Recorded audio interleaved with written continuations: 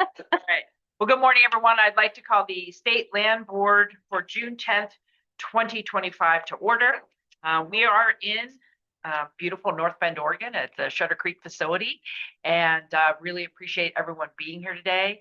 Before I hand it over to the director to make some brief opening comments, I do want to say there's been one change to the agenda from what was posted the other day, in case anyone is following a particular item. We have moved the Department of State Lands Director appointment item to an informational item instead of an action item. So we won't be taking public testimony and will only be informational today. And that will be the second to last item. We will finish it with an other category today in our informational items. So just some slight changes at the end of the meeting. And with that, Director Walker, I think you want to tell us a little bit about this space. I did. Thank you, Governor, members of the Land Board. I just wanted to shout out, really grateful to three of my staff in particular. Mateo and Gary are the two that manage this property and do the mowing and the weeding and the painting and the helping get rid of all the razor wire. And Sharon from the Salem office oversees all those connections and contracts and did a great job and really made this place look less like a correctional facility today. So I appreciate that. And then I also, if you notice, and I also had them install a window, 2 windows, because when I came in here, it was like a cave and we couldn't have a meeting in a cave. So we have 2 windows. And then if you look behind you and around you, there's a mural. That was done by Jessica Cosiolo, a Reedsport resident who was one of Keith Timchuk's favorite students, who now has a business in Reedsport. So I just wanted to thank those people for making this room really nice for our meeting. Thank you, Director Walker, and I'm sure I speak for the entire board. We do really appreciate not only the warm welcome, but the work that's been done to prepare for the meeting today. And the mural is beautiful, so thank you for putting that out. I'd like to start off with the next item, which is consent items. This is the approval of the minutes from our last meeting. I will entertain a motion to consider those. I'm sure move approval of the minutes from April. Thank you, Mr. Secretary. And thank you, Madam Treasurer, for the second. Are there any objections to the minutes? Seeing none, minutes approved. We'll move on to our action items. Item number 2 on the agenda is about requesting rulemaking for Division 145. And I forgot to ask Director Walker, do we have any public testimony out of the other action items? We do on action item 4 is my understanding. Okay, thank you. None for item number 2 though. So yeah. If you'd like to introduce the item, thank you. Okay. Well, I will, as you stated, Governor, this issue is whether the Land Board should initiate permanent rulemaking for administrative rules in OAR, Oregon Administrative Rule 141-145-0060, which outlines the compensation method for authorization of remediation and habitat restoration activities on state-owned submerged and submersible lands. Limited rulemaking is needed to support active rulemaking already underway for OAR 141-082. Your authorities are set out below. At your April 9th meeting, approved initiation of rulemaking for Division 82. That's your Appendix A. That governs the waterway leases, licenses, and registrations. We're trying to improve that, make it more efficient. Draft rule language has been developed, and they've had 5 rulemaking advisory meetings. And in the process of all of that, we determined that we needed to make a change in Division 145 to align with the proposed changes in 82. So that's what we're here today.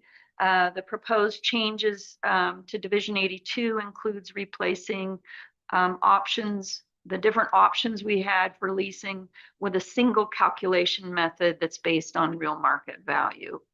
One of the methods proposed for removal in Division 82 is cited in OAR 141-145-0060, and as a result, that's why we need to be here today.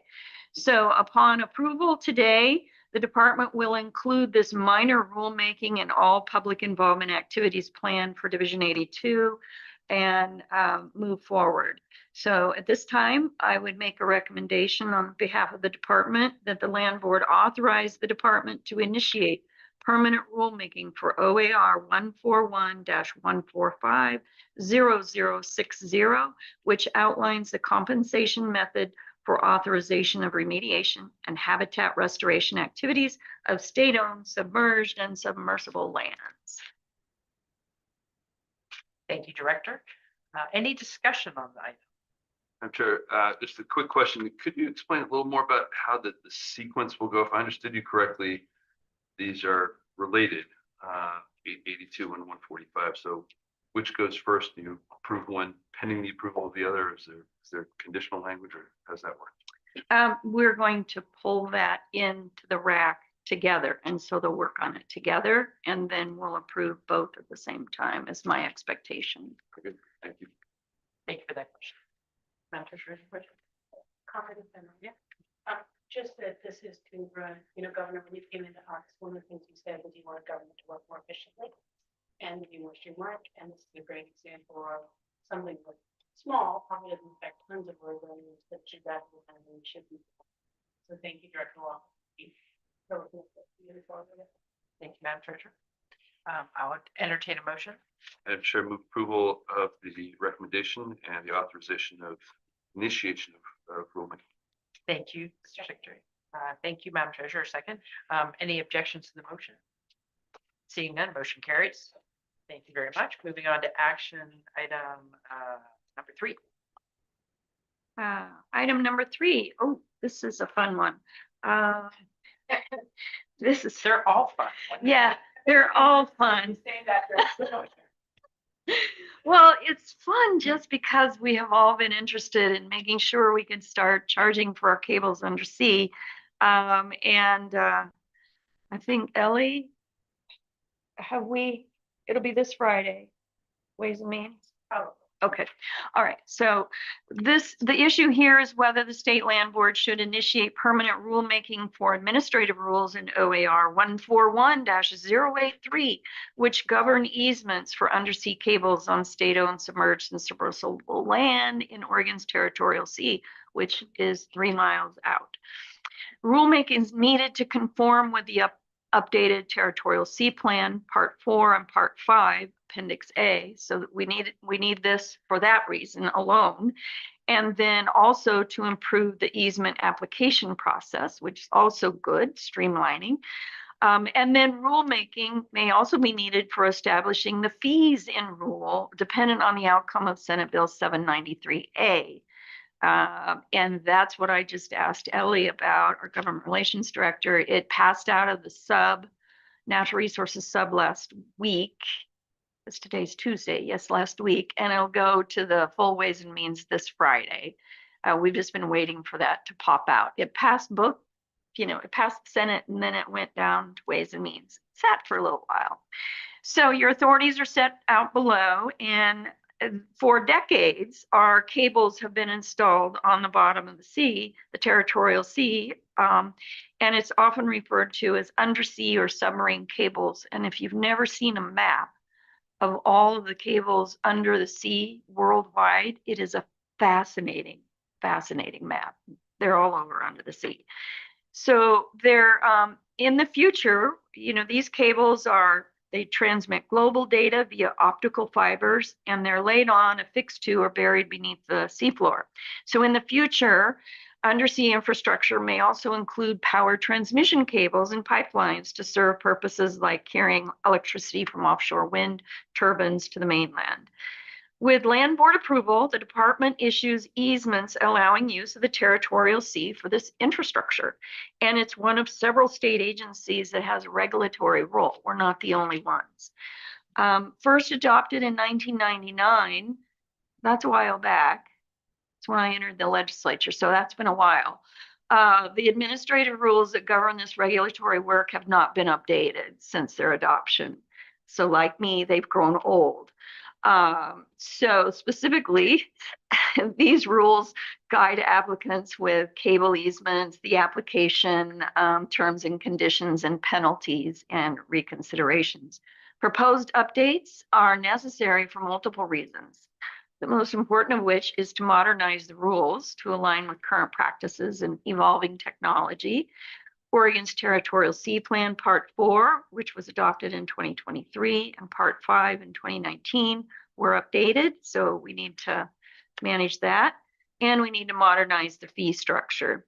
So if approved, we'll align the broader goals and standards to establish for ocean resource management and reduce liability and risk to the state, which is a big deal.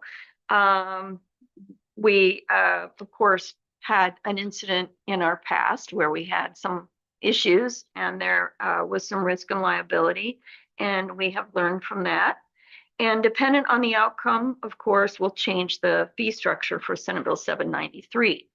So upon your approval to initiate the rulemaking, we'll convene a RAC, a Rules Making Advisory Committee of interested parties and impacted parties to review and provide input, as we always do. We're very good about our involvement on the RACs.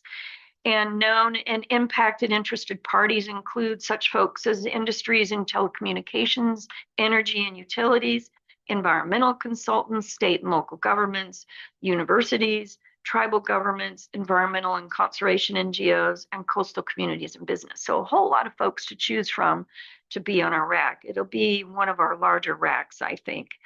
The department will certainly consider the RAC's comments, public comments, local and state agencies, our outreach to tribal governments. We love hearing back from the tribes and able to make changes that they're suggesting, and any affected parties. The final draft will come back to you for approval.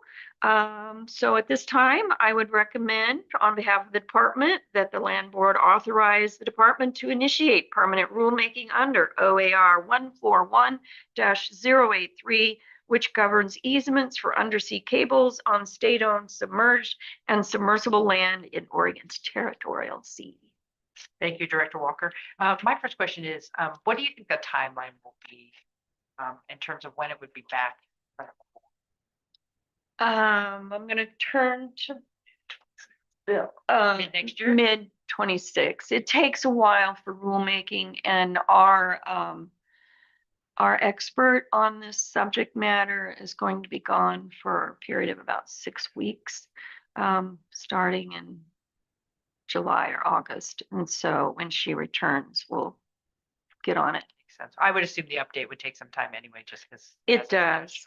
Yeah, so you'll see it in mid 26, and I'll be watching Land Board that day. I bet you will be. Director, questions or comments, Madam? Or Thanks. Mr. Secretary? Thanks, Madam Chair. The two things that occur to me, one, I'm glad to see this beginning because, of course, Land Board has had some experience with the rather outdated nature of some of these and what these cables used to mean. So part of what led us, I think, to that was a process that didn't have as much public involvement with the rules as they now exist. So I know you mentioned it in your comments, but I'd love to hear a little bit more about the nature of your plans to involve the public and have that substantive kind of conversation that would hopefully prevent or avoid some of the difficulties we had last time. I'm bringing Deputy Director Bill Ryan up to the table because this is his program area. Just introduce yourself. Good morning, Board. For the record, my name is Bill Ryan. I'm the Deputy Director of the Aquatic Resource Management Program at the Department of State Lands. And Secretary Reed, almost said Treasurer there. To answer your question, we will start our rulemaking advisory committee probably this fall when Natalia gets back from her trip. And so, and we'll engage those multiple stakeholder groups that Director Walker mentioned in multiple, probably monthly advisory committee meetings to work out what the rules are and what the notifications and that sort of thing. And also the Territorial Sea Plan also has requirements regarding outreach and interaction, public engagement as well, that we will make sure that our rules are in alignment with. Thank you. And I think it's sort of implicit in what you said, but I'm thinking about the experience we had. So sometimes it was people who didn't know they were interested until they were really interested. So I think proactive recruitment of those sorts of folks who might not initially see the connection with their regular experience The other question that occurs to me is thinking about the substance. We're balancing some things here, as we always are, around public access, but economic development and progress and all those sorts of things. So I'm curious as to how you're thinking about how that balance is appropriately struck. Yeah, that's a Secretary, that's a tough issue, balancing those values.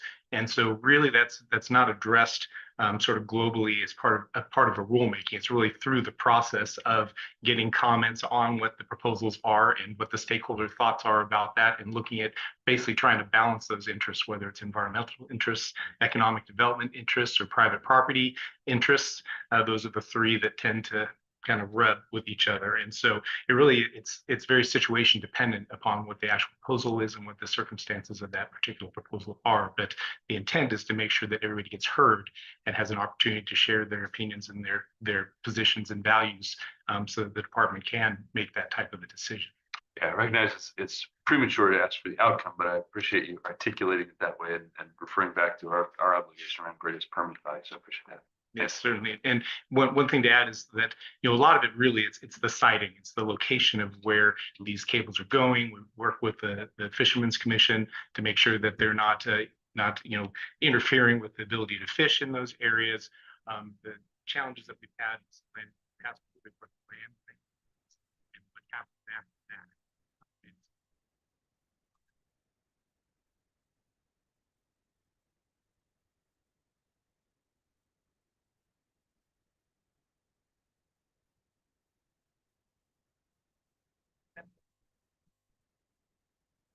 So. And I would, I always throw the hand up. But.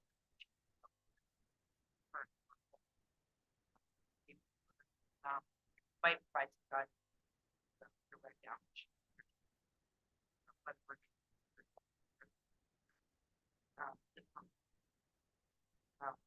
Clearly.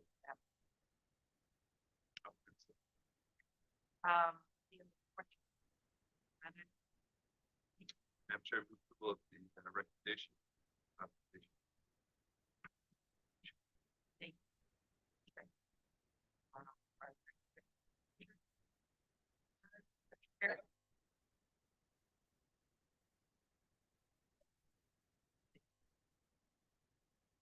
Okay, item number 4, I'm going to bring another of our fine deputies forward, and one of our staff members that they'll introduce themselves. Edric, or how about public testimony? Just one person. Okay, so how about we do, why don't you introduce the item, then I'll take the public testimony.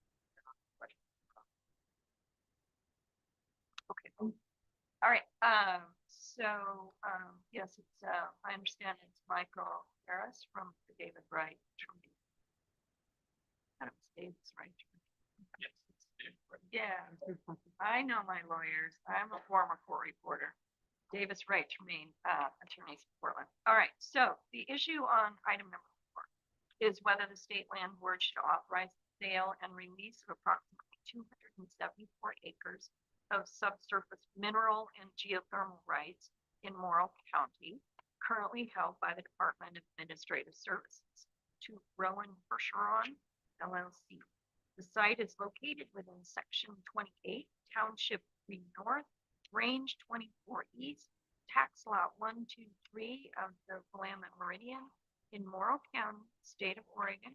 You can see Appendix A for your site map of proposed land transaction number 65383-LS. The authorities are set out below. Over the background information, in 2003, the Department of Administrative Services sold 93,000 acres of surface rights in Morrill County to 3 Mile Farms, LLC. DAS retained all subsurface mineral and geothermal rights from the sale. In September 2024, 274 of those acres were then sold to Rowan Percheron, LLC. It does have a typo. A legal entity that had been formed in 2024 for the purpose of this land transaction.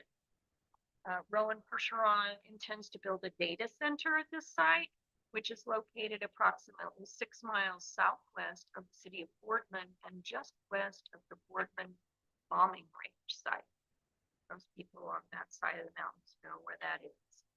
Now, the current owner of the surface rights, Rowan Percheron, has applied to purchase those subsurface mineral and geothermal rights from DAS to maintain full control of the parcel. Public involvement per OAR 141-73, the department does not host a public comment period for the sale of mineral and geothermal resources held by other agencies. And Chris, you want to add to that, the staff findings? Sure, I'll be happy to. Thank you. Good morning, Governor Kotek, Secretary Reed, Treasurer Steiner. For the record, I'm Chris Costelli, Deputy Director of the Land Management Division for the Department of State Lands, and up here today with me, besides our good director, is John Gessner, our land transaction analyst out of our Bend office. So we're working on this with applicant. I will head off to the staff findings. I'll just paraphrase a bit, got through most of it. The applicant did submit a 1962 report, which is Appendix C in your packet, prepared by Doug Gamble, which concluded there were no commercial value mineral resources in the surrounding area. The applicant also submitted a 2024 report, which is Appendix D, by the consulting firm Terracon, which confirmed that the findings of the 1962 report were valid. Doug Gamble reviewed both reports and advised the department of their concerns. And as a result, the department did not conduct a mineral appraisal, which is something we could do if the initial work showed that there was a valuable minerals on the site. I do want to note that John has been in contact, in particular, with Doug Gamble the last week or so to have a discussion about this mineral signal, including as recently as yesterday. Going back up in the staff finding bit is the department policy to sell subsurface mineral and geothermal rights on lands with no potential resource value in exchange for negotiated land transaction. The recommended fee for this sale is $10 per acre, which is aligned with department guidelines for low value mineral rights. And then lastly, the department recommends that the board approve the sale and release of 274 acres of subsurface mineral and geothermal rights currently held by DAS, located in Warren County, section 28, township 3 North, range 4 East, tax lot 123, to Rowan Percheron LLC for $2,740. The only thing else I would note, we didn't talk about Appendix C, which is the application, which was pretty well filled out. On page 2 of their application, we talk about the reasoning for needing this, and that is that this is obviously development of a data center, and the applicant desires to have full control of the surface and subsurface estates. The applicant does not obtain conveyance of state mineral rights for development, cannot be financed or constructed. That you have a representative here to provide some testimony. I would note it's typical in a land transaction. There is commercial funding that they need to obtain. They need to generally on-road services.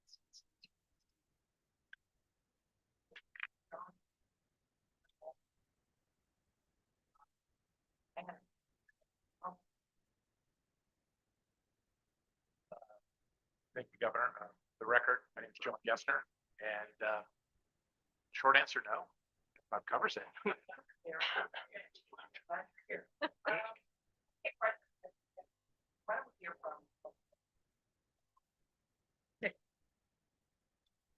Right.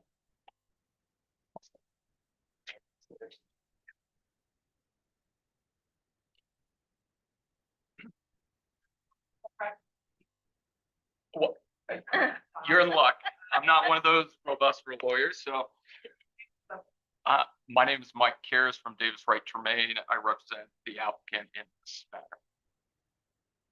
So I came here to say thank you for this time, and the staff, in particular John, for his work on this, and we concur with the state's finding in this matter, and then our material support. And I'm here for questions.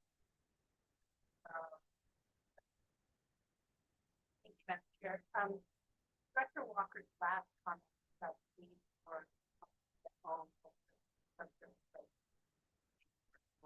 Answer the question that I asked during my prep session, which is, why does it matter to them? And that answered that question, so thank you. I think the other comment / question that I would say is this. We're gonna get $2,740 for this land. I'm guessing it took a lot more than $2,740 worth of staff time to prepare this. And so one of the questions that I would ask this board and the director and her team to consider is that a fair valuation? Because it's considering the value of the land, it's not considering the value of our staff time. I recognize they're paying their own legal counsel, they're paying for the mineral, for the updated evaluation of subsurface mineral availability, but it does worry me a little bit that we have to do all of this work for something that ultimately benefits them and that costs them, at least in terms of our return, next to nothing. So I don't know if there's an answer we can give now unless they can assure me that it costs the entire state government less than $2,740 worth of time. But I'm guessing you can't do that. I'm not trying to be snarky. I'm just trying to be practical. Madam Treasurer, I had the same question 7.5 years ago when I came on to the department, that I thought $10 an acre was too paltry of a sum. Okay, follow up if I could. So I'm the newest member of this board. Mr. Secretary, you were on then. What happened? Was this ever taken up for consideration?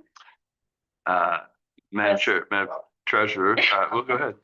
I think this is a consistent theme that we have tried to raise in terms of what programs are self-sufficient and where the resources, the Common School Fund and others are subsidizing the operations of the department. I mean, as a fiduciary of the Common School Fund, I will say that I am bothered by the fact that it's costing us a lot more than we're getting back, one would presume. I'm glad you're here, Madam Treasurer. Sorry, I haven't been here as long as secretary, but these subsurface rights sales, not the land, but the subsurface rights, Yeah. they're pretty. We're not that common, I would say, are they? Oh, I mean, we've seen a couple, yeah, we get a couple every year. so I think that would be interesting, but whether or not we could also bill for some proration, prorated Mhm. formula of the staff time to do it. But I don't know if that. It looks like Chris may. Oh, Chris might. Yeah, he does. Good morning again, Governor and Treasurer Steiner. I just wanted to note that there is an application fee. This is the consideration for releasing minerals. But there's an application fee. Whether it actually covers our administrative costs, that's another question, but there is a $750 application fee when they came in the door to start processing that. So like with all of our rules, it would be, and I'd hate, we have a lot of rulemaking in the queue. I don't want to volunteer another division to be opened up right now, but it would be, something, it'd be consistent with where we're going as a board to revisit our application fees to make sure those cover the administrative cost, and then any consideration can actually be deposited into the Common School Fund. I'm in learning mode here. The meetings that I've participated in, the department has brought recommendations for places to reopen rulemaking to us, but I haven't heard us recommend anything to the department specifically during my tenure on the board. And I just don't know if that's something that we do sometimes, and I hear what you're saying about there's already a long queue of rulemaking, and we're scrambling for every dime. We do prioritize rulemaking in terms of what can bring the most value to the Common School Fund. What Mr. Castelli hasn't mentioned is we're going to be opening up the mining rulemaking, which hasn't been changed since 1979. Yeah.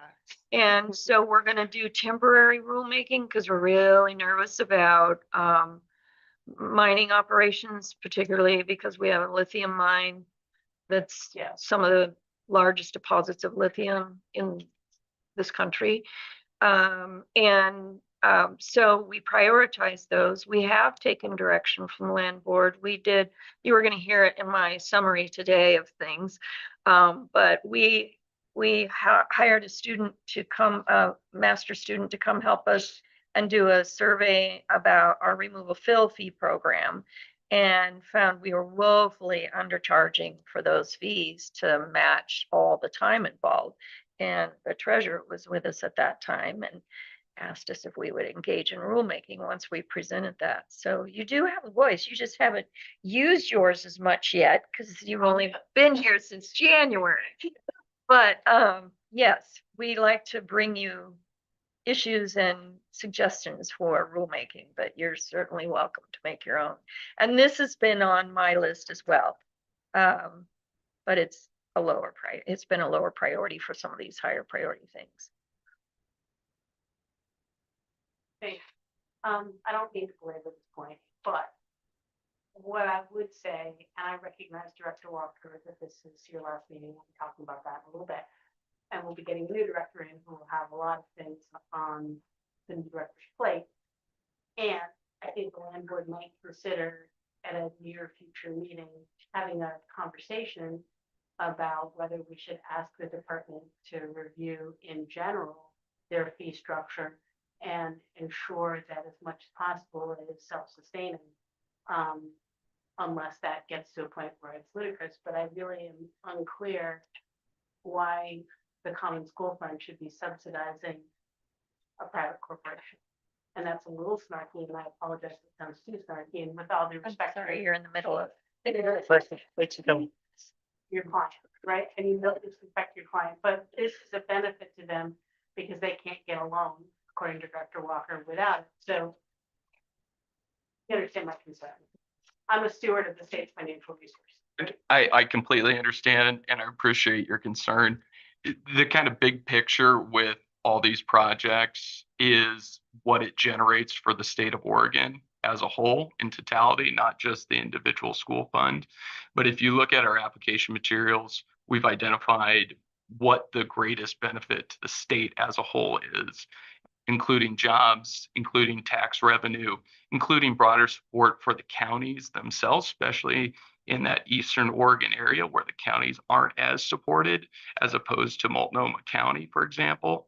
So these are benefits to the entire state, not just a particular school fund. I hear you loud and clear, and I don't disagree with any of that. And having served 6 years as co-chair of the budget committee, I assure you, I'm pretty aware of how money flows around the state. The problem is the land board is the fiduciary of one fund. Sure. And that fund only gets revenues from one or two sources, right? A few sources. And all of those benefits are true, and they are unrelated to the Common School Fund. And so I have to sit here, not with my former hat as co-chair of Ways and Means, but with my hat as state treasurer and as a fiduciary of the Common School Fund. So I hear you loud and clear. I don't disagree with anything you're saying.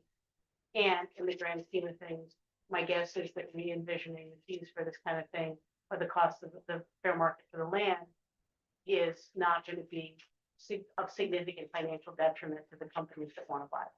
So it's a balancing act, right? And I hear that, and we're not going to get anywhere with it today, but I want to just put it on the table. Madam Chair, first to Treasurer, I agree with you. This is a consistent theme for me while I was CP, right? So I appreciate you keeping it up. If it's all right, ask a totally different question.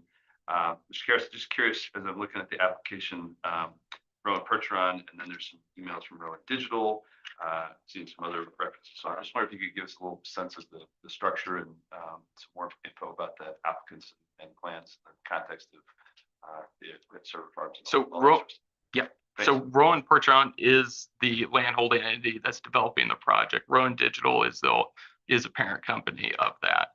And so their business is going out and building data centers, and they've identified this property. They've gone through significant land use hurdles in order to get to that on a county level. And they've now permitted it. And this is kind of one of those tail ends that they're trying to ultimately construct. And this is kind of one of those pieces that need to fall into place. Did I see reference to Rowan Energy as well? Is that fitting? I don't know if you've seen Rowan Energy in there. Okay. Does that exist or am I? I'm not sure. Okay, I thought I saw that. Maybe. Thank you for the structure. Yep. Appreciate it. Okay.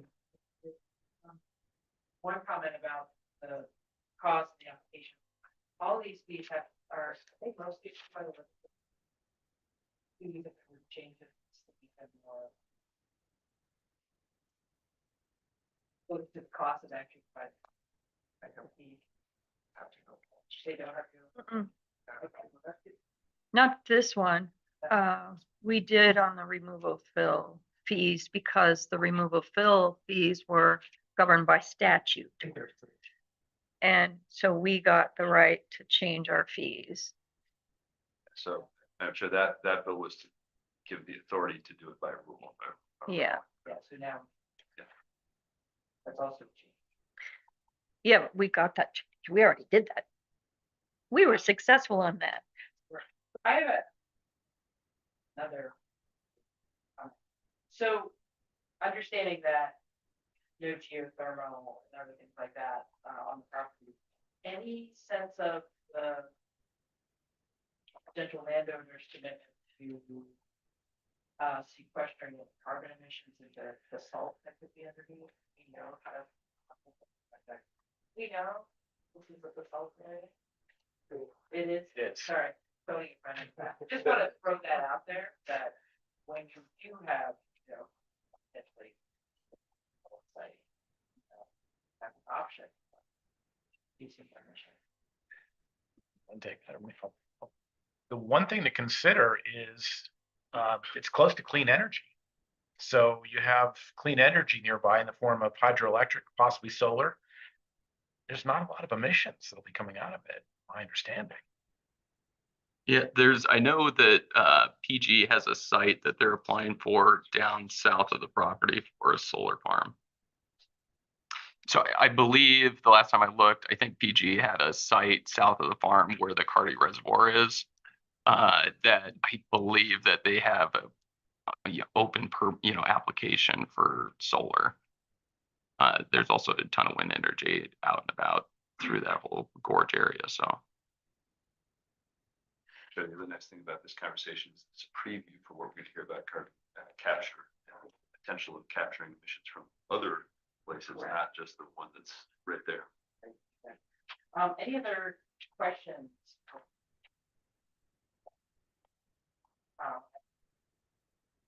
Sheriff, approval of the recommendation. Sale and release of 274 acres of subsurface mineral geothermal rights, according to the description in the terms. Thank you. Thank you. Chair, Madam Treasurer. We have a motion and a second. We should have any objection. None, so ordered. About item number 5. All right. Oh, Chris, you want to come back up? Of course. Item number 5. I'm excited about item number 5 too. A lot of things I am excited about, Madam Treasurer.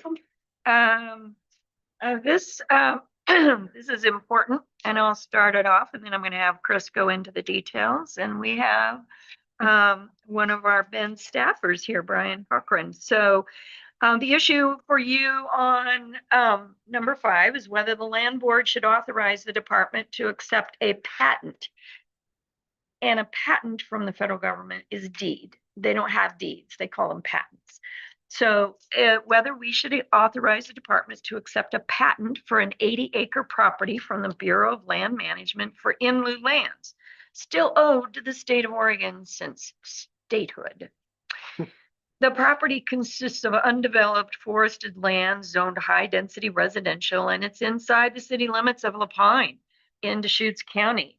If accepted, this would be a new school land addition to help offset the 1,477 acres they still owe us, they being the federal government.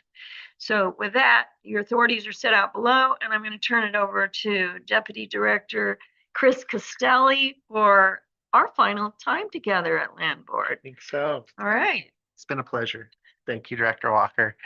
Good morning again, Governor Kotek, Secretary Reed, Treasurer Steiner. For the record, I'm Chris Costelli, Deputy Director of the Land Management Division. And with joining us at the table today is Brian Cochran, the Real Property Policy Specialist.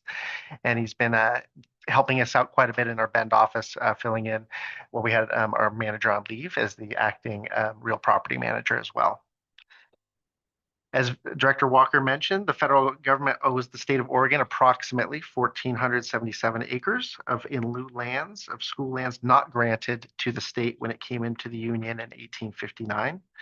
The department is working with BLM on identifying forest lands, industrial, commercial, residential lands as priority for in lieu acquisitions. Among these, and you see the map, Exhibit A is up on the board, which is great on the screen. Among these is an 80-acre residential zoned BLM property in the city limits of La Pine. Selected by the department in 2019, this flat forested property is primarily covered with low-value lodgepole pine and offers excellent access from both Burgess Road and Huntington Road. Surrounding uses include residential housing to the east and north, and privately owned undeveloped land to the west. To the south lies Burgess Road, an elementary school, and undeveloped county-owned land. Currently zoned residential multifamily, this allows for residential development at densities of 5 to 40 acres, 40 units per acre. The BLM has completed their determination of NEPA adequacy, and NEPA is National Environmental Policy Act, on the property, confirming there are no cultural or biological concerns, and that is Appendix B in your packet.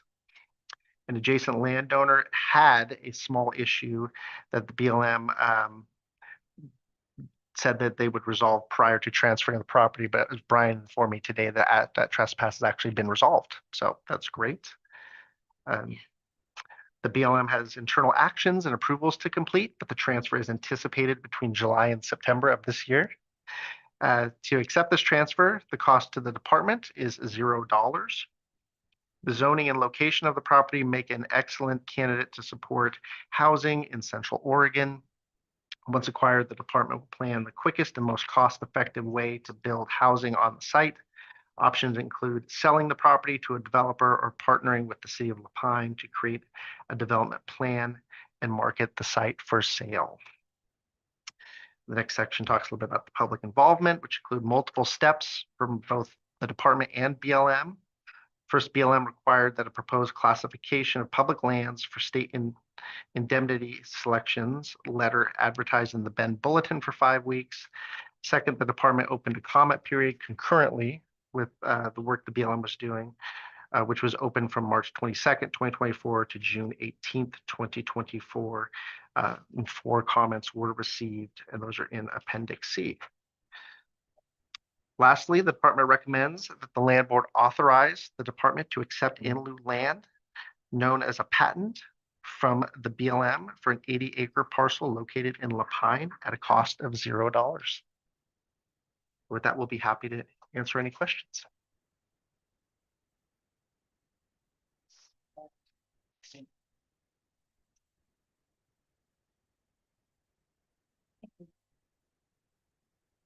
Thank you, Madam Chair. I'm just curious about the process and assessment of cultural significance and how that might affect potential development.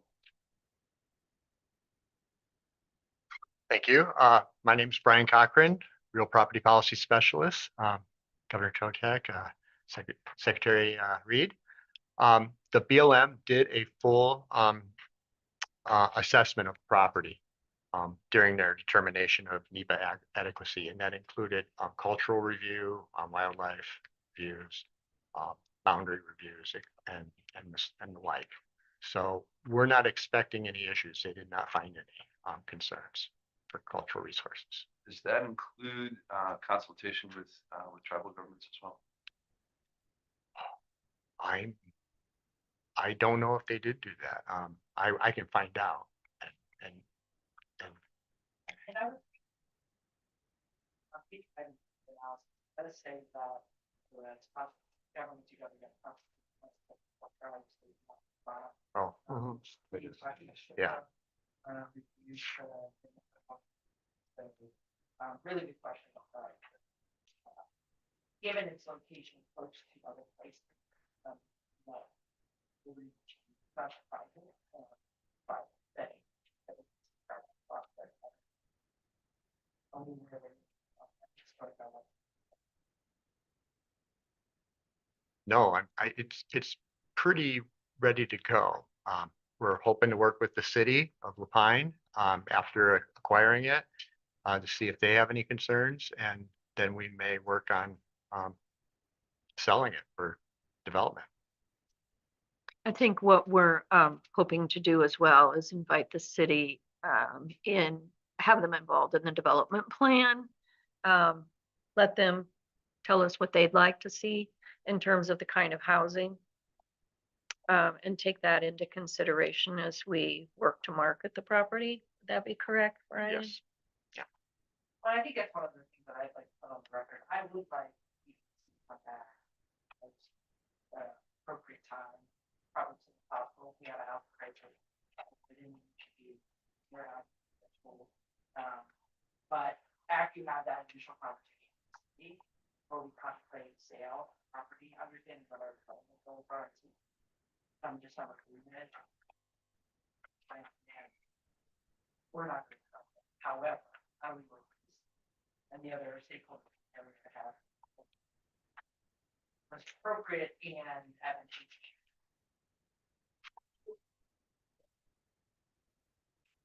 I'm not going to get this 100% correct. The conversation I had with the commissioner from Dutchess County was probably 6 or 7 weeks ago. They are very excited about the state acquiring this land, and in particular, given their shortage of workforce housing in Dutchess County. I'm sure you, Governor and Secretary Reed, have heard from them as well, but they're really excited about this and looking forward to working with DSL to move this forward as quickly as possible, given their shortage of workforce. So, yeah, there's a lot of local support for this as well. Huge opportunity, and an opportunity for new construction that perhaps be very good out in Ashland. My understanding of folks who have been building on brand parcels, when they incorporate, for example, different types of homes, housing, they can add more opportunities on our land than if, so we have a lot of opportunity here on 80 acres, and you can see around it as a residential. So hopefully we're going to have a creative conversation about the product. I forgot to print my notes, Governor, so I'm going to ask Brian. Brian and I had a conversation, several conversations by email about our other in lieu land selections that are coming up and whether we have any that are residential. And there are some ideas for residential in some of the rural communities. So you want to go over some of those? Yes, and we have had a lot of time to process through the data, but we found some other BLM lands that are inside urban growth boundaries. We're looking through that list. We're going to work with the BLM to find out what's available to us through an in-lieu process. But there are some options out there. There's another option in Lapine itself, to continue this journey. We've been mostly looking at forest lands within lieu, but we have come across a few of these, and we're going to keep looking for more housing opportunities. Thank you.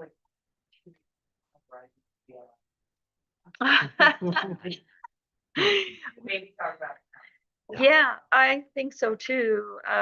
And back when I was a state senator, I was wanting us to have all of our in lieu lands given back to us. And I did, yeah. I actually have thought about that, but no, we'll have someone else take the mantle from here. But yeah, I was concerned. Wait a minute, they voted us this land since statehood. Now we had to take the federal government to court in the 90s to get a decision on how much land they owed us, because there was some land that was stolen.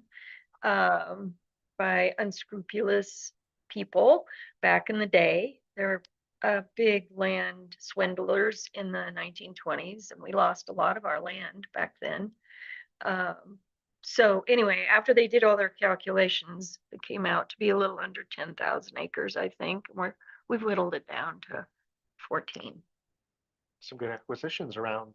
Yeah, Yeah, some of the growing urban areas in Central Oregon in particular. the whole Stevens Road parcel, that's a complete section, and Redmond. So we're doing well at that. It just takes time with BLM. It does. There's quite a timeline here for this one parcel, so.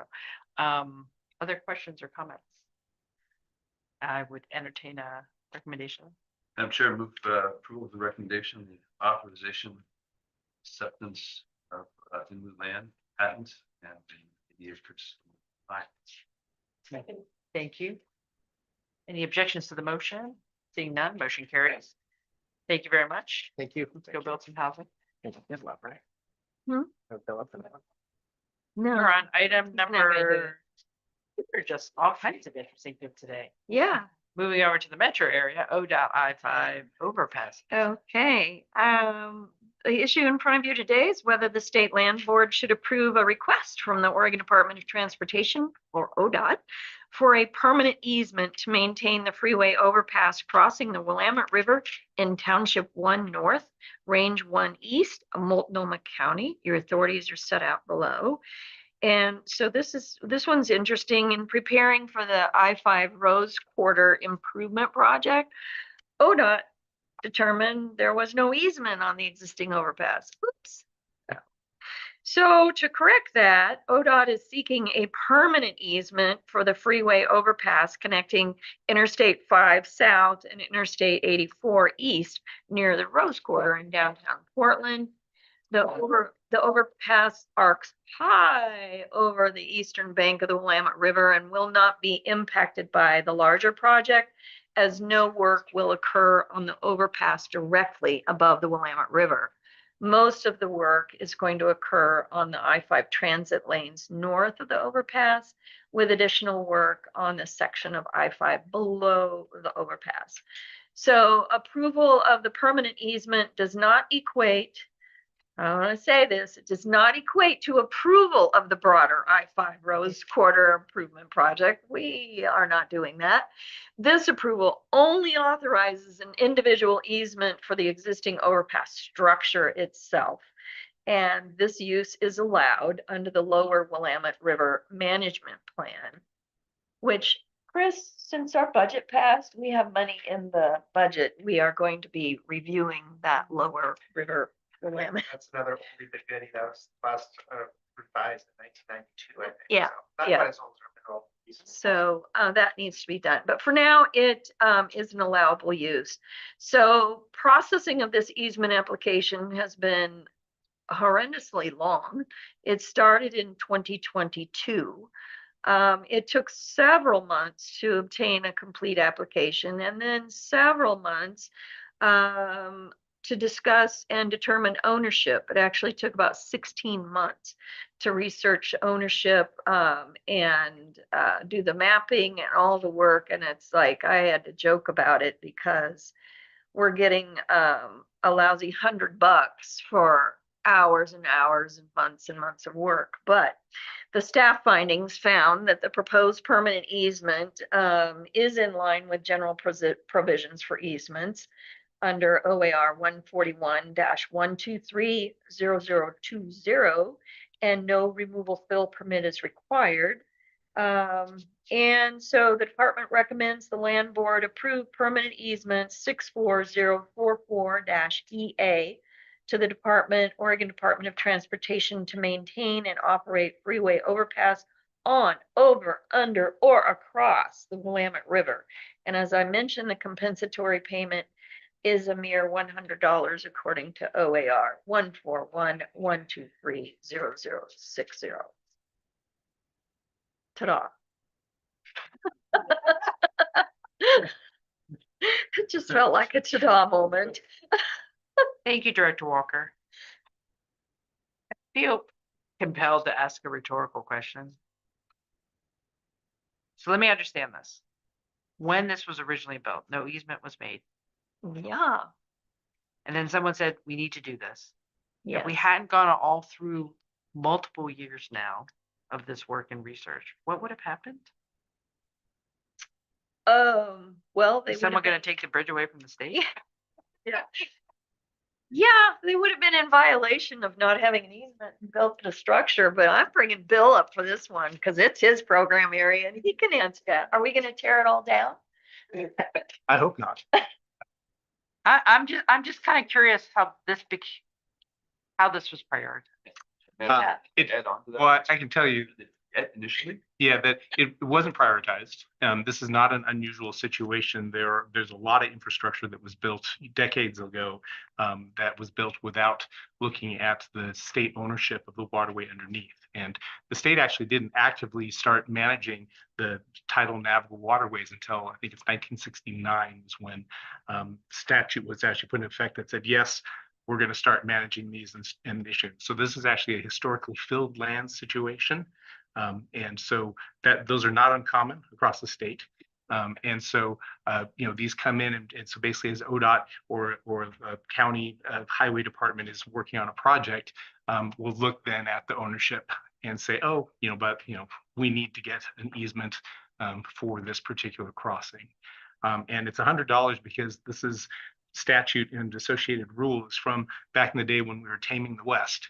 And so, basically there are restrictions against charging for the use of state-owned lands that are outside city limits. And then within city limits, very low fees associated with that. And that was something that we had actually contemplated addressing with Senate Bill 793 that we've discussed earlier. But the strategic decision was made to separate out the territorial sea, the undersea cables portion of that, because that would be less controversial than dealing with the crossings of other entities, other utilities on state-owned lands, statewide. Does that help?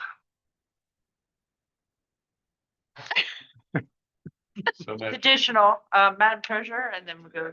Go ahead, Mr. Secretary. well, I was just gonna build on your question, because I really asked, what are we looking for? What are we getting out of this?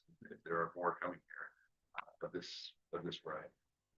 Yeah, and so Secretary, the benefit is then it's on record as them having official permission from the owner of record, which is the Department of State Lands, to use those lands for that public facility. And so in this case, it's just, it's an interchange flyover. And by the way, we're not shooting the messenger. Oh, so- understood. It's, one would think that after something has been built for so many years, no matter where it is in the state, that there would be an opportunity to maybe wave out of this process a little bit. So because this is a lot of determination to be like, yeah, it's yours. So that seems like a lot. Yeah, So it does. I'm just gonna say that out loud. So So, Madam Governor, that's exactly what I was gonna say. I mean, there's gotta be a better way to handle this. This is a lot of work. This harkens back to the whole land, selling subsurface right. And to the point that I made earlier in the meeting about your goal to streamline government a little bit. This is one state agency coming to another state agency to get essentially retroactive permission for something they did over 50 years ago. And then only came up now because we're doing another critical improvement to that area that we are fundamentally required to do. So this is not the government. I mean, I am not shooting the messenger here. I'm just saying that there's gotta be a better way to handle things like this when it's one state agency to another state agency for something that's been in existence for decades. right, and we could argue whether, it should have happened or did happen or should have been handled differently, but it's been there. It's water, the little overpass at this. Right. Well, Well, it might be something we can bring up with legislators to consider maybe like a general authorization for state-owned assets, like after of so many years old. I mean, at some point you're like, yes, you want to, cross the T's, dot the I's. These are things that will outlive all of us, and these things matter to people who are looking at pieces of property. But at some point, there's some silliness to it, so. Yes. Mr. It Secretary. was absolutely, I mean, it was my first comment when I was reviewing it was like, this is ridiculous. Why did it take so long? And then I was told why it took so long and I still felt it was ridiculous. So as Bill did mention though, this is the type of thing that was in that broader Senate Bill 793.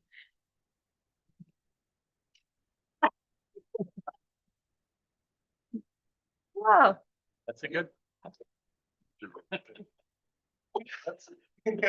Everyone's reminded to drink water. For those watching online, we have a moment of pause for a very interesting ringtone in the audience, so. Whoa. Okay. Well, this conversation has really I would gone off the rails, but I'd like to add.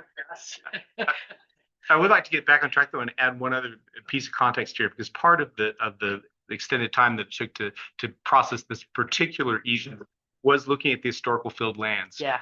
Where the main stem of I-5 is built on historically filled lands. And there's actually a piece of legislation that passed this session, Senate Bill 165, dealing with historically filled lands that will actually clarify this. It basically says that except for specific carve-out areas like the Portland Harbor area and the Territorial Sea, that historically filled lands, the department will not have the ability to make a claim on those in the future, just to kind of make it easier to basically to process these sorts of things. And so that's a new development. It's positive development. The department has 3 years to look at claims within city limits for specifically zoned lands, the commercial, marine, industrial type lands that might have high value that are historically filled lands. And so the department has 3 years to make claims on those. And after that period, then there will, basically will be done with making claims on historically filled lands. Oh, interesting. Thank So you. may I ask a clarifying question? So now that that bill has passed, what would have happened in this situation?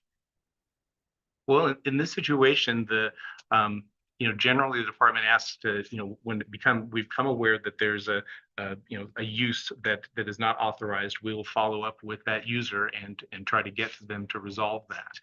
We do have the ability to pursue that, legally. You generally don't end up having to do that route. But that's, it's, But you would still be doing that under Senate Bill 165? we wouldn't That's what I was asking. oh, like, yeah, no. If Senate Bill 165 had been in place, or were an analogous situation to this to come up now that Senate Bill 165 is presumably going to become law, how would this case be handled? We would not be looking, my staff and Chris's staff in the Real Property Program would not be looking at the historical filled aspect of it, would just be looking at where's the ownership now, where's the waterway now.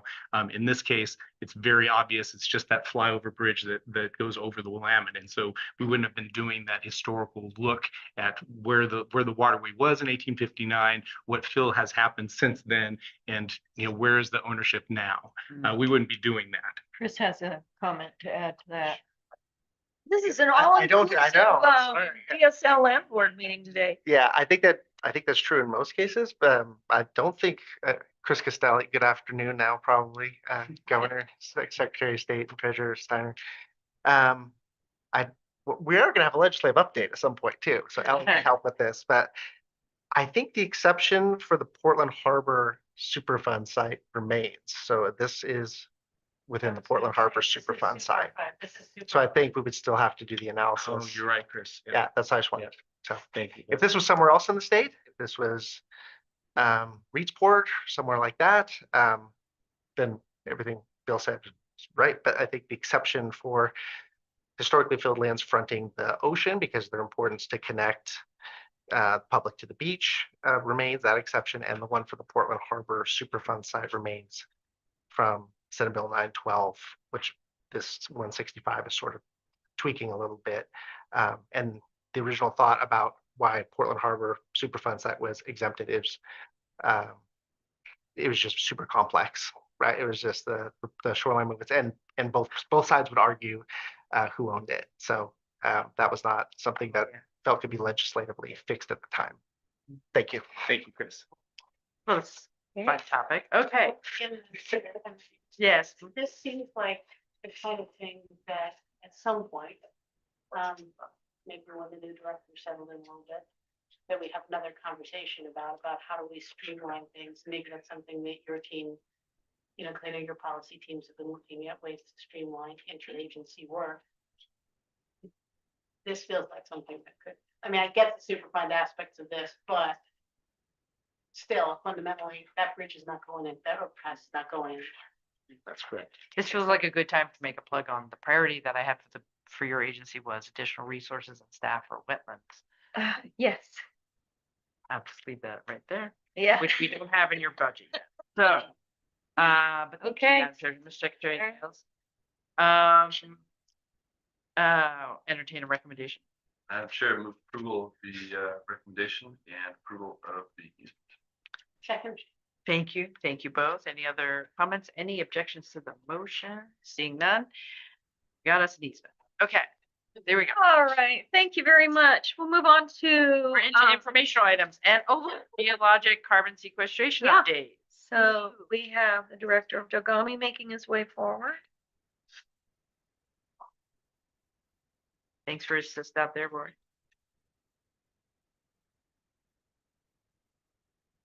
Good afternoon, Governor Kotek, Secretary Reed, Treasurer Steiner. For the record, Rory Day-Stirrat, Director of Dogami, Oregon State Geologist. Brief update on geologic carbon sequestration. Since we were in front of you in December, we have made progress in 2 of 3 areas. Next slide, please. So as you remember, there's 3 pillars around what we are trying to achieve with geologic carbon sequestration: understanding regulatory framework, a fully engaged fully engaged community and tribes, and then some technical aspects. We've made progress in 2 areas related to the technical feasibility and engagement. Next slide, please. So we have begun our building our outreach materials. We have focused and we are now trying to make those more accessible for the community at large. We unfortunately are still in a notice of intent to award with the US Department of Energy, so we've had to work by ourselves on producing outreach materials, which should have been part of that federal funding. We have given 2 significant presentations. Dr. Richard Walker did this on behalf of the agency. So the Gordon Research Conference is a relatively prestigious conference this year held in Ventura, California, and then a couple of weeks ago to a Geoscience Society in Bend. Those have been very interesting as we have gathered a range of questions from community, and this is helping us inform how we go into the next stage of engagement. We have also completed our initial outreach to tribes, which is just to say we are going to engage with you. And that is a recognition that this is 1 letter to each tribe, and there will be many other steps related to this, but we have made that initial start through our tribal liaison. And finally, it's not related to geologic carbon sequestration. We're involved with the University of Portland on understanding societal understandings around lithium mining. And what we want to do with that is take some transfer learning. So we don't want to act in silos between our various outreach, recognizing that likely it's the same people we're going to be engaging with. And so we'll be having multiple conversations at the same time. Next slide, please. So brief status on budgets. As of Friday, Dogami's budget bill moved out of the full Ways and Means Committee. DSL's budget is a little more advanced than ours. Director Walker and I have had a very busy legislative session. We have given informational sessions in the House and in the Senate. The House was scheduled for 20 minutes and went 65 minutes. It showed members were extremely engaged in what we were discussing, and members were in problem-solving mode from the very moment we started speaking. And Director Walker and I have visited about 20 different offices discussing what this opportunity is. Next slide, please. So it's in full recognition of Dogami and DSL that we cannot do this alone. And so we are actively looking for partners. And we've engaged with Carbfix, the Icelandic company, and we've had many conversations about drilling in basalt and really trying to make sure that we're not inventing any wheels here. And likewise, we have been engaged with the Global Carbon Capture and Storage Institute. They are a global think tank that seeks to enhance geologic carbon sequestration internationally. Members of that institute happen to be governments as well as industry and so forth. And so they will be a resource that we will draw from in the future. So next slide, please. So I didn't want to put a Gantt chart in a presentation, but I knew I'd be asked about Too. timelines. Love your Gantt. Thank you. So I've clipped a little bit at the bottom as more items, but essentially I put that up to show that we have a number of technical things that we need to do, and we're trying to line up engagement in front of those technical activities. And that scope of work will be finalized imminently. It's in an advanced draft stage at the moment. So we have made a significant amount of progress in front of our budget. And frankly, I think we're more advanced than I thought we would be when we presented in October and December to the Land Board. So with that, thank you. Thank you very much. And thank you for all the great work. There's a lot of excitement about the topic, and you all have been doing really stellar work, getting the word out, talking to people. I think it's getting simpler to talk about it after multiple conversations too. So thank you. Madam Treasurer.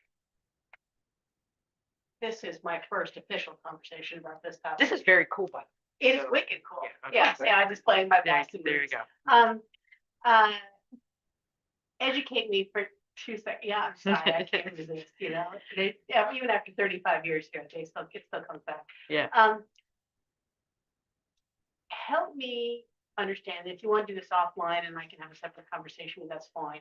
But, or point me to a resource to read about it. I have 2 questions. The first is, do we have any sense of, for example, how many tons of CO2 we might be able to store in Oregon with available lands that we have? And the second is, do we have any sense of what the value of that storage might be on a carbon credit market, so that we could understand that a little bit more? And these may be questions that you've asked and answered before, but okay, cool. Because if we're investing all this work, we ought to know that we're actually going to get some ROI for the climate and for the state. It occurs to me, Director, that we should have gone in to the new treasurer and did our show. Like we Indeed. did to the 20 different The legislators. new Travis been a little busy. Yeah, but At some point, that I would have, appreciate that. yeah, that would have answered that, and you can I think the answer. answer is yes, very but no. quickly. Yeah. Well, No, but I know there's cool. numbers. Thank you for the question, Treasurer Steiner. And DSL and Dogami will be happy to give you a much more in-depth discussion.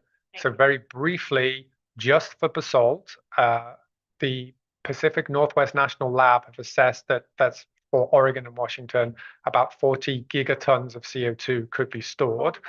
Now, if you divide how much of the basalt is in Oregon relative to Washington, we're still in the tens of gigatons in Oregon. So there's far more space than we actually are emitting CO2. So that's the second question about the economics. We have not done a full study yet. That is something that needs to be done. Now, you brought up the voluntary market for a ton of CO2 captured via direct air capture and then mineralized in basalt. That is a very valuable credit because it's fully fixed. I wouldn't like to put an exact number on it, but it's significantly higher than other forms of CO2 because of its durability. So it's in the hundreds of dollars per ton value, as opposed to in the tens to 100 range. That's very helpful. Thank you. Thank you. We even have a cool exhibit that we took with us to all our legislative hearings, a big old chunk of rock with the mineralized CO2 in it. I'd love to see that. It's That'd be cool. very cool. Everybody liked it. Great. Thank you very much. Thank you, Madam Treasurer. Mr. Secretary. Thank you, Madam Chair. What excites me about this topic, particularly today, is the contrast it represents between this and previous topic. We're very much looking forward here as opposed to looking backwards in what would we have done. So in a different earlier agenda item, I asked a sort of an unfair question. I want to ask a similarly unfair question to both of you, so I'm not sure who it's directed to, maybe both. If you're in December, we're now 6 months forward.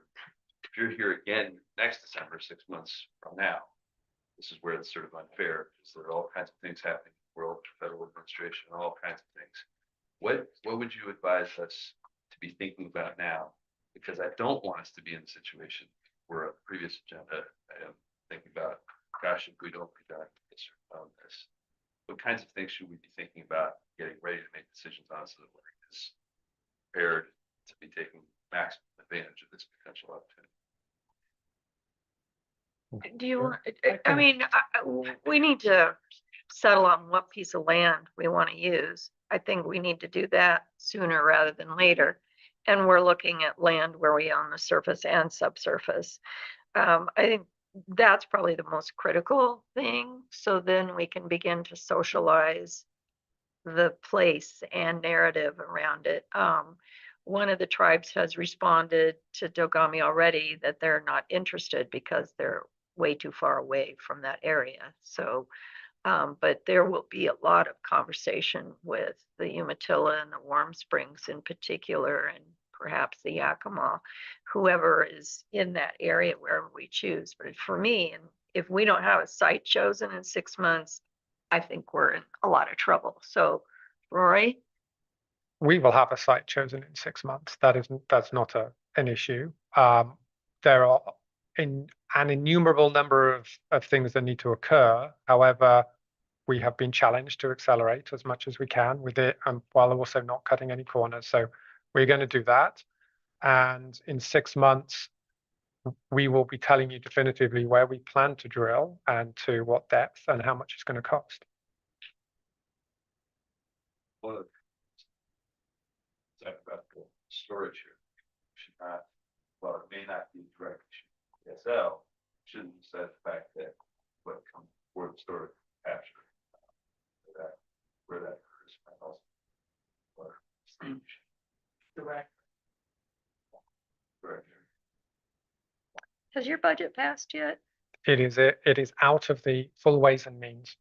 Okay, going to the floor. It's going to the floor. Okay, and our budget passed, and so we had our limitation in there for the money that is going to be used. So we're good on our end. I'm waiting for votes. We've had a lot of fun. It's been my word today. It's been my word today. A lot of fun. Anything else on the item? All right. Okay, Thank you. thank you. We're on to, let's say, Yeah. All right, so we have about 12 minutes. You need to leave me about 4 minutes. Okay, well, some of this has been done, so save me some time. All right, well, you can introduce yourself, my rock star government relations director. Yes, thank you. Good morning, afternoon, Governor Kotek, Treasurer Steiner, Secretary Reed. For the record, my name is Ellie Fornes, and I'm DSL's Government Relations Manager and Tribal Liaison. And I'm going to walk you through an abbreviated legislative update since we talked about a few of these pieces already, so I'll save us a few minutes. So DSL is 6 priority bills for the 2025 session, and those bills all support our goals in stewarding Oregon's lands, waterways, and wetlands. First up is House Bill 5539, and that is the agency's budget bill. As you've heard, budget is done. We were the first budget out of the Natural Resources Ways and Means Subcommittee. We're very grateful for that. And I think the bill is just awaiting your signature, Governor. It's in the queue. And so we received unanimous support in Ways and Means and bipartisan support on both the House and Senate floors. So it was a great session for that. We are pleased to report that aside from 2 housing-related general fund POPs still under consideration, the entire agency's governor's recommended budget was approved in entirety. So very successful budget session, and we're very grateful for the legislature's thoughtful investments. Next is Senate Bill 165. That's the one that Bill spoke about, dealing with historically filled land, so I won't go into the details there since we talked about what the bill does. But that work is now complete. The bill has passed. It passed unanimous in the Senate and in both policy committees. And it was just 1 no vote shy of unanimous on the House floor. So I'm calling that unanimous, given the vote. So issues for that bill, so I got involved in that one, and Yeah, you were down there. yeah, I was over at the Capitol a lot, especially, but. Yes. And I did some hard part. Yes. And Governor Kotek, you signed Senate Bill 165 into law on May 28th. Senate Bill 795 advances Oregon's abandoned and derelict vessels program, Nasty Old Boats, by implementing community-supported statutory fixes for effectively addressing the problem of hazardous vessels in public waterways. Senate Bill 795 was the first bill from the department to advance through the legislative process, and Governor, you signed that into law on May 14th. It was a great session to talk about nasty old boats. There was a lot of legislative enthusiasm for this new program at the department, and that prompted discussions around the need for long-term sustainable funding for this work. And so it's likely that the department and some key legislators will have ongoing conversations about opportunities for funding either in the short session or the 2027 long session. Senate Bill 74 is our navigability bill, and so this improves the process for declaring rivers to be Oregon-owned. This bill provides the land board and the department with flexibility to use the river's current boundary as the legal boundary in the state's navigability declaration process.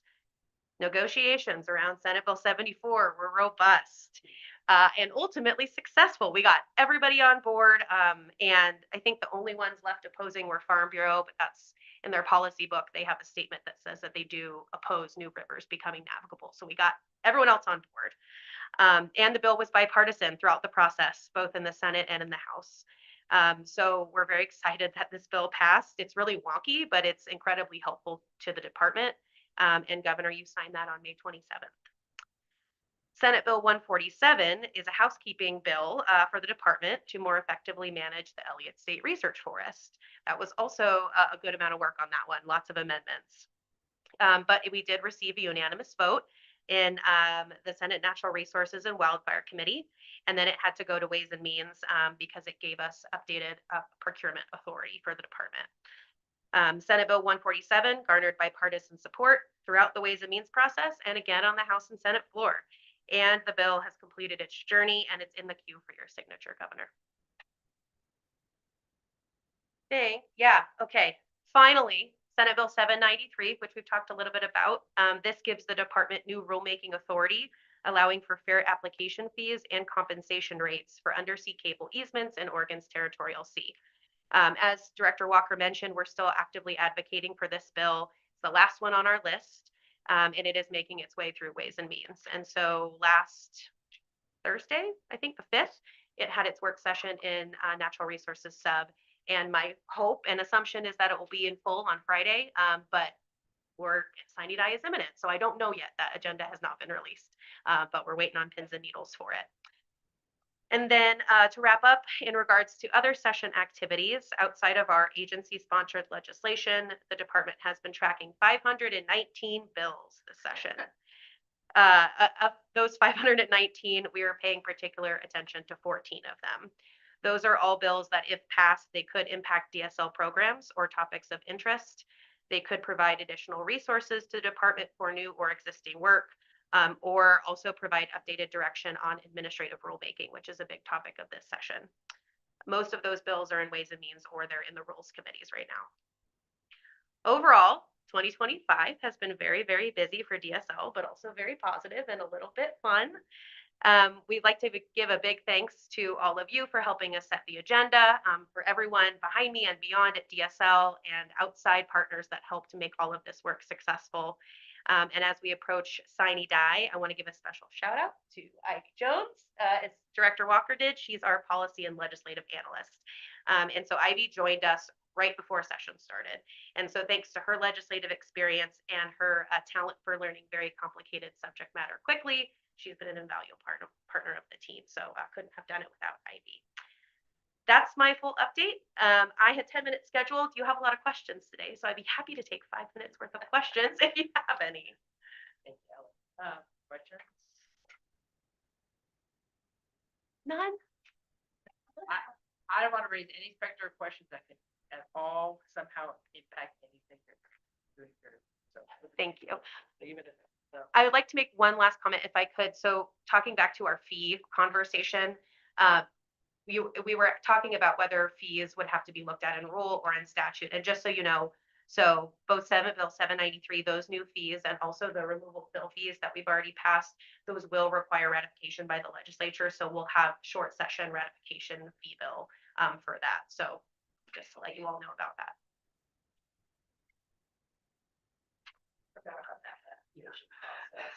Yes, it depends on when the fees were adopted. Got It it. depends on if you do it in your agency budget or if you do it in a fee ratification bill. So, We have bill limits in the short session, so, yes. yes, Okay. Okay, fee rec. Okay. thank you. Thank you very much. Appreciate the update. Really great work, everyone.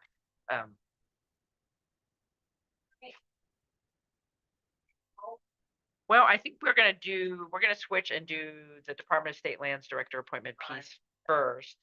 And so this informational item, I believe, my trustee advisor Jeff is giving an update.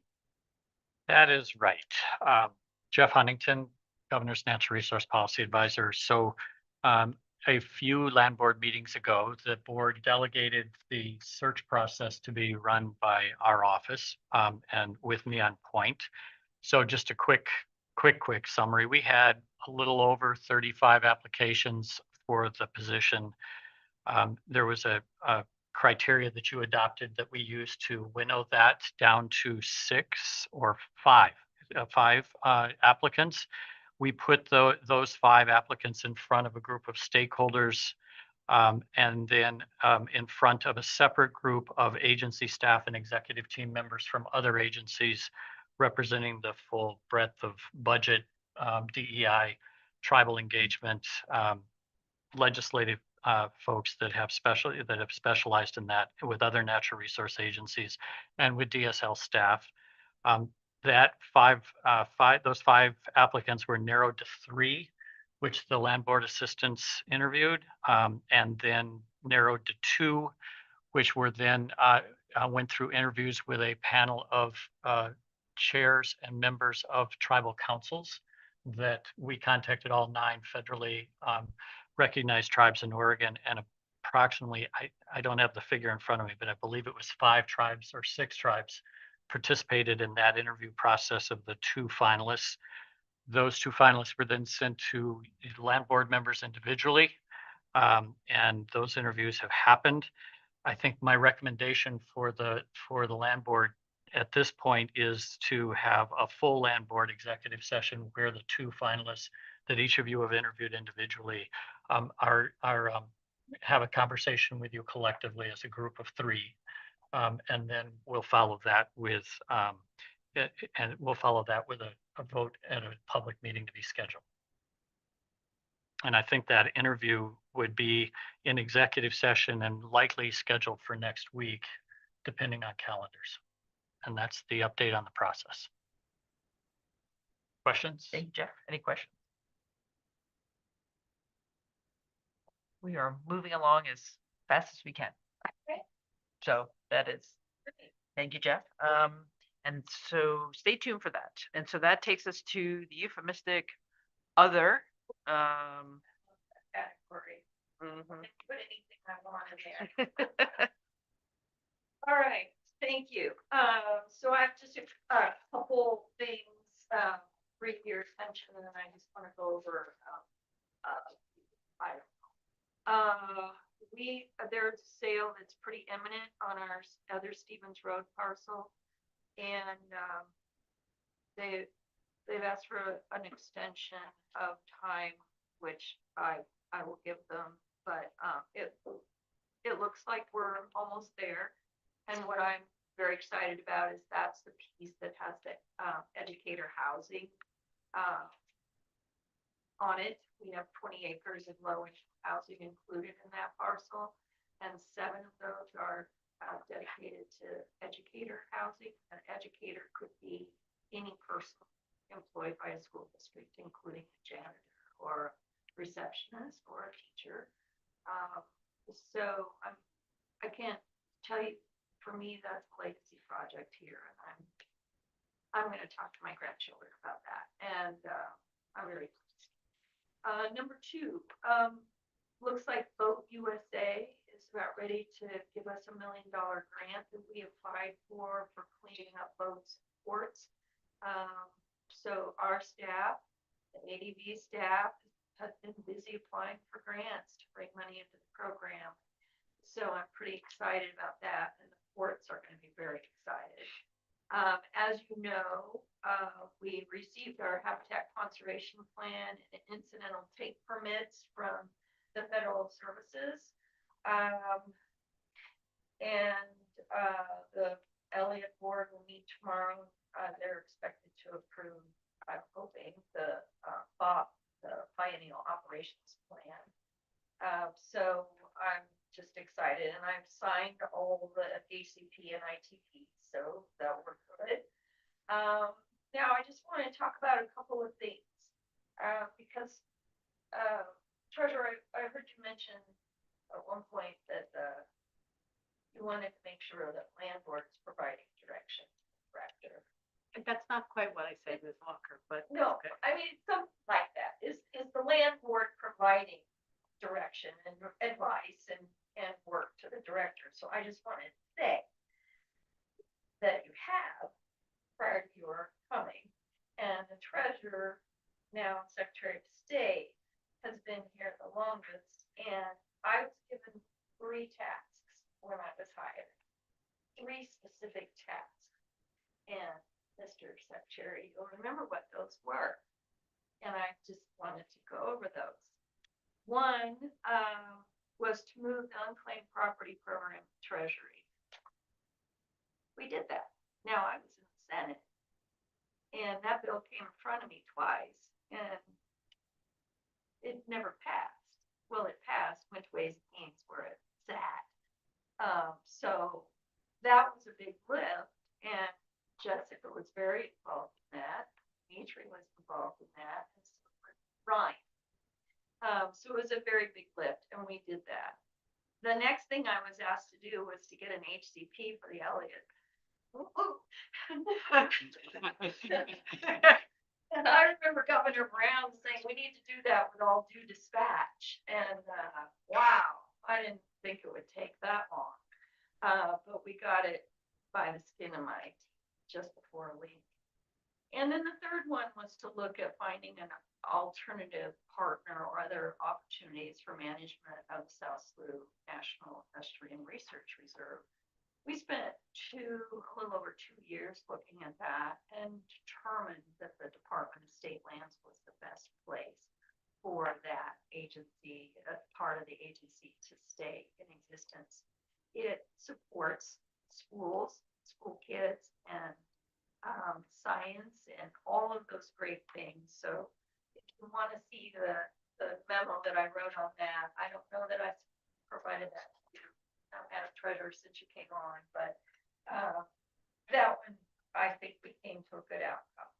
So in addition to those 3 things, I have, with the help of my fine staff, the right size removal of bill fees with the direction of the treasurer, and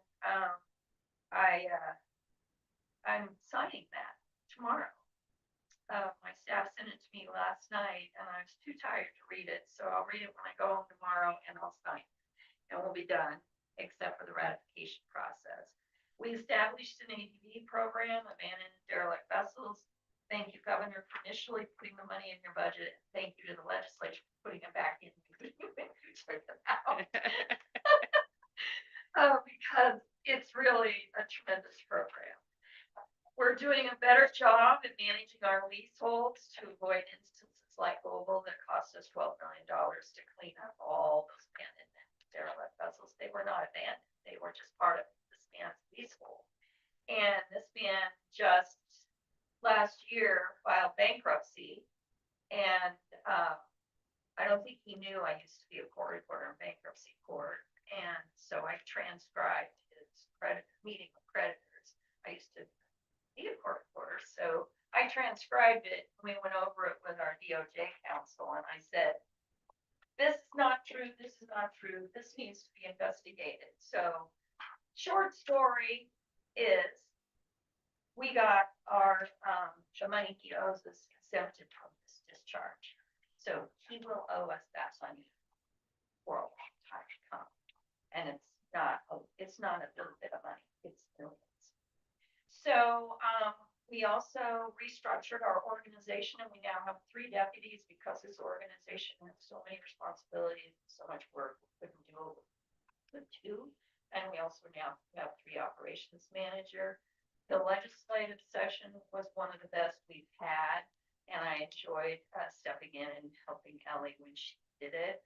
And I worked with ODFW to rescue a baby elephant seal and got to wear my official Park State Lands jacket doing it, so I was very official. And we increased, I can tell you, we really improved our tribal relations. I know Chair Niebuhr is in the room with the CTC tribe, and we set ourselves a goal of increasing it more. And geologic carbon is thrilling to know it. I love it. But Mr. Secretary, I'm throwing stuff away from 5 things because I'm closing out my career. And it's not like going to another job. So it's been a little bit typical because normally you pack your stuff up for another job, packing my stuff up and recycling it in a barrel. But I came across this postcard that said on April 10th of 2018, Dear Vicky, congratulations on your first land board meeting as director. I thought it went well and you deserve a lot of credit. I'm glad you're there. I hope you're glad that I was there. That's a whole thing expected of me. There are things that are undone. I panicked about that. There are things I can't get done. I'm sorry. But there will always be things in the work that we all do that can't get done. And I just come to the time where I recognize I don't have any more time to give. My gas has run out of my tank. And I've done as much as I can do. And I need time with my family. So I'm ready at the ripe old age of 69, approaching my 50th wedding anniversary in about 11 days, 21st. And it's time to step back from public service. And I just want to thank you all for the opportunity. It's been a great way to end my career. And the Department of State Lands is family, and they are so phenomenal. We are only as good as our staff, and I've said that throughout my career. Always. So those are my final comments. You can adjourn and go now.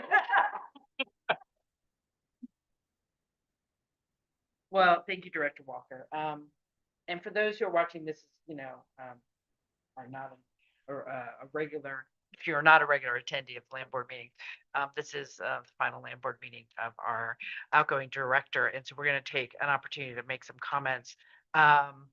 And then we might have one item of business at the end. So, so first of all, I want to say thank you. You're making me a little teary-eyed. I know how hard you've worked, Director Walker. So thank you. I really appreciate that. We saw each other in legislature work buttons off. Yeah.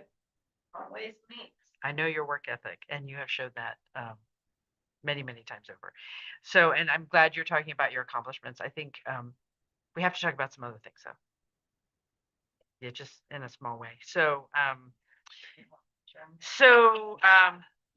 Good luck with that. yeah. So I'm the middle child here. In terms of the experience on the board, but it has been helpful being on this board to learn new things. So last August, I learned some new things during the South Slough Reserve's excellent report. Yeah. I now know that a European green crab, and I think there is going to be a photo on the screen in case you don't know what the European green crab looks like. They are invasive. They harm our Dungeness crabs, our oysters, and other species that are important to Oregon. And I know that our team at the South Slough is working on ways to manage the green crab population, including building market demand for culinary and other uses. I also know that green crab stock, thanks to Director Walker, can be used to make a bourbon that is, quote, reminiscent of a low country boil, unquote. That's information that was not, I want to emphasize, in the South Sloughs report. So I think we have a clip about how I learned about green crabs being distilled into the ideal essence. So I don't know if we can share that here at the moment. Can we play the clip? I don't know where the, okay. And figure this out. It's called Crab Trapper Whiskey, Little roasting, so. and it starts with a modified sour mash bourbon base aged for nearly 4 years that they say adds enough character to stand up to the infusing and difficulties, yes. flavoring. From there, thousands of green crabs, over 90 pounds worth, harvested from Seabrook, New Hampshire, Who were knew that cooked Lamborghini down to a could be crab. So excited. So, yeah.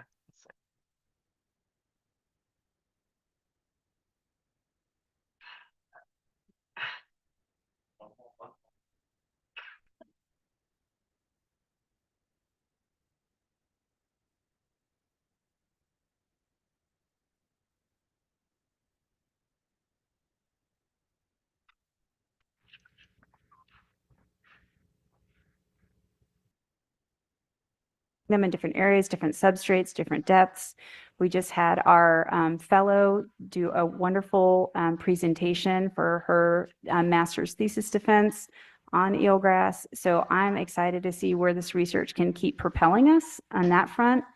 And also the Wasson Creek Restoration Project is so huge right now. We've got all the earth moving work happening with our channel relocation and tipping different trees for large debris, bringing back that connectivity. Okay.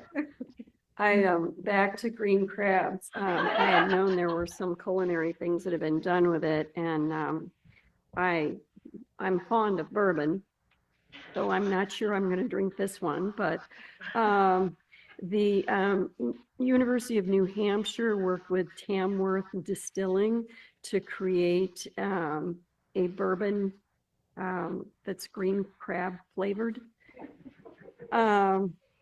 Demand from the audience. Because New England's coastal ecosystem is inundated with these green crabs as well as us. So I don't know how that's going to taste.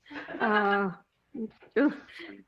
anyway, there are lots of options for trying to deal with these green crabs. You will report back, right? Well, thank you Oh, for sharing that. Take one for the team. Great.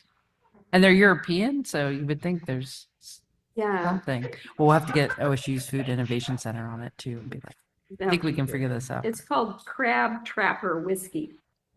And it starts with a modified sour mash bourbon base aged for nearly 4 years that they say adds enough character to stand up to the infusing and flavoring. From there, thousands of green crabs, over 90 pounds worth, harvested from Seabrook, New Hampshire, were cooked down to a crab stock, fortified with neutral grain spirits and distilled into the ideal crab essence. Finally, this essence was blended in with the bourbon base and steeped with a custom spice blend mixture consisting of paprika, bay, mustard seed, coriander seed, dill seed, cinnamon, clove, and allspice, reminiscent of a low country boil. The results, which are bottled at 51% ABV, are described as presenting notes of maple, vanilla, and caramel on the nose, flavored by cinnamon, clove, and allspice. Distillery founder Stephen Grass described the whole thing as a briny and better fireball. So, Madam Chair, I think if we're gonna be able to live up to the royalty agreements, the director surely arranged, gonna have to work on the delivery here.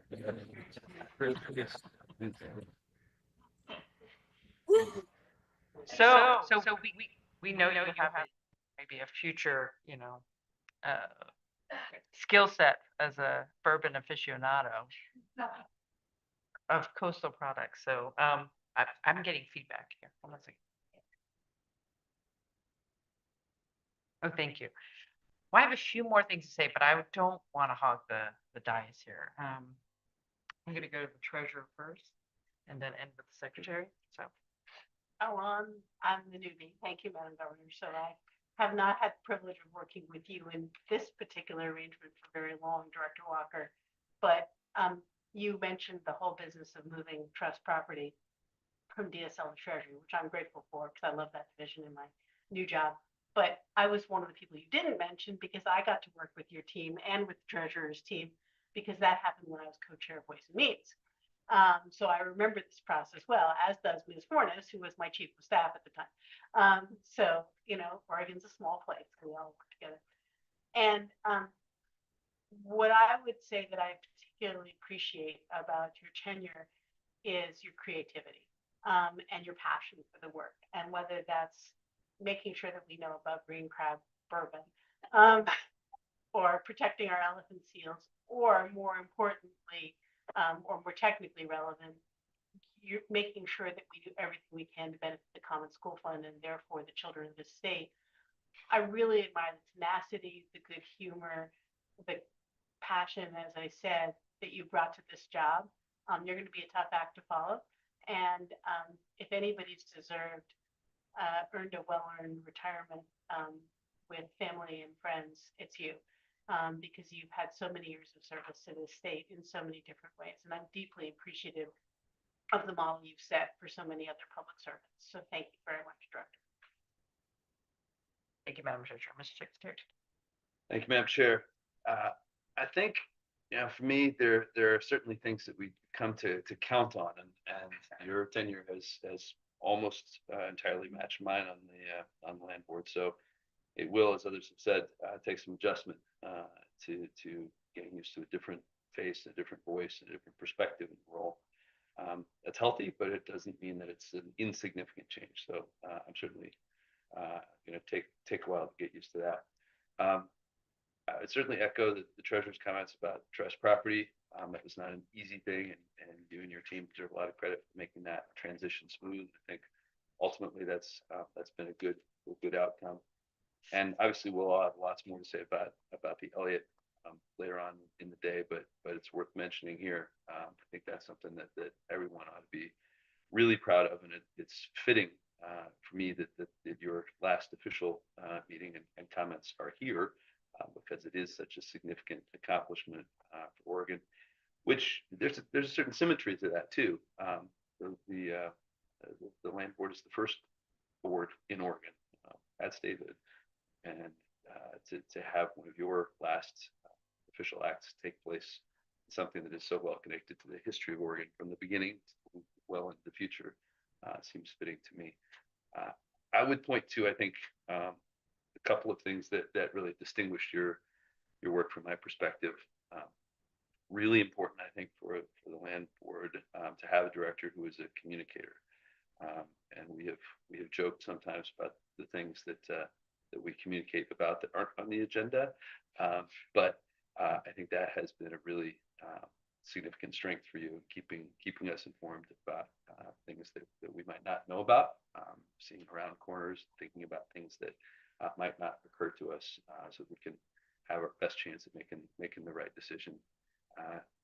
It would shock me if you could find anyone in Oregon, and all of us have taken positions that are unpopular at times, but it would shock me if we could find anyone who knows you who would have any doubt about your deep and abiding love for this state and all the communities that make it unique. You know them well. You've lived in various ones. Speak with evident and really convincing passion about what makes this place special.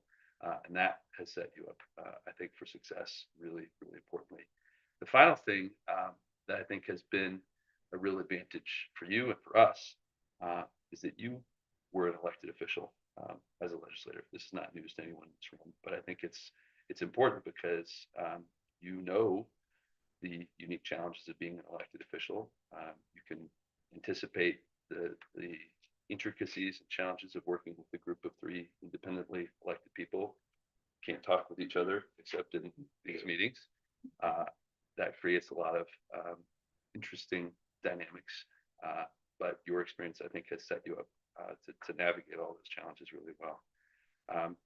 And the last thing, I didn't know how it conclude my comments until I heard your last comment, and it really struck me, your description of sort of being at the end and having given all you had to give at the time that you had. In a lot of ways, I think all of us who are privileged to have public roles are engaged in a relay race, and you're setting up. We don't know who the baton is being handed to exactly yet, as Ms. Johnston observed, but I think you can hand that off with a lot of confidence that you did give everything you had, and that's I think the best satisfaction anyone can have. So my sincere thanks and gratitude for all your work. I recall today's legislature had to communicate with each other about legislation, and I recognize it's just time for me. It's time to pass the baton, and I'm just going to be so grateful for all the public service I've had, both in the legislature with President Obama and all of the rural community supporting. I'm like 25 years in corporate, listening to people talk and taking down their every word. Thank you all for all that. Now we're way behind schedule. Well, a couple of the things, keeping track of the time here. So we have, you need to take this home and not to your office, because I know when you're cleaning out your office, there's spots there. So this is a letter signed by the three of us, recognizing and expressing our gratitude for the work that you've done over the last 7 years, that we'd like for you to, have in your office. And then, we think it's important that now, since you're retiring, that you start your whiskey tasting. And so there's a little booklet here as you try different whiskeys to write them down. And because I believe you need a bottle of Crab Trapper flavored whiskey, on behalf of all of us on the board, your inaugural bottle, we would like a video of you tasting it. And a report of how brilliantly it is, the thousands of crabs that have gone into making this bourbon. So thank you. Thank you.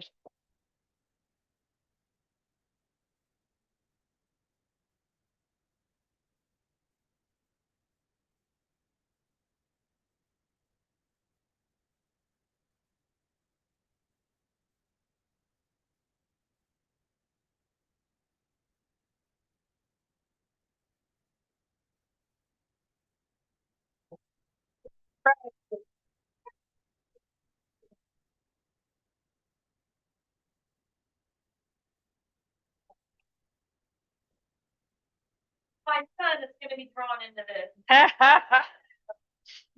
We both like bourbon, and just the other night we do a blind taste to see which one we like. And I bought a new one last night that I shared.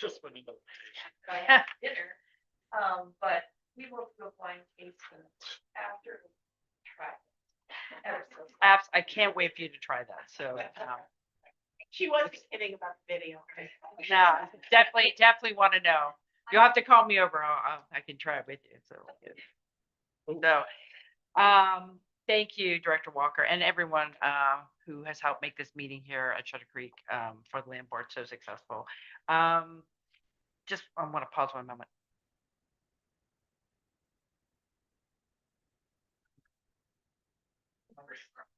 Okay, yeah. Yeah. Right. So we will we are at time to move to the next meeting, which will be focused on the Elliott State Research Forest, and also want to recognize that we have one of our Elliott board members here, Keith Timchik. So thank you for being several. Okay, hey everybody. I don't know everybody. Okay. Hi, welcome. We'll introduce folks to the next meeting.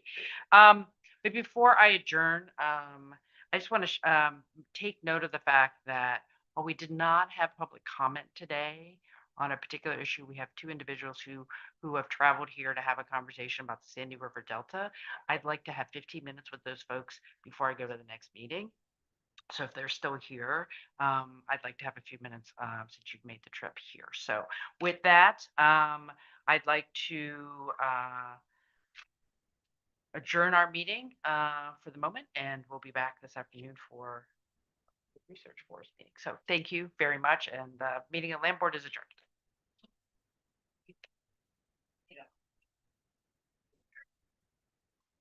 Staff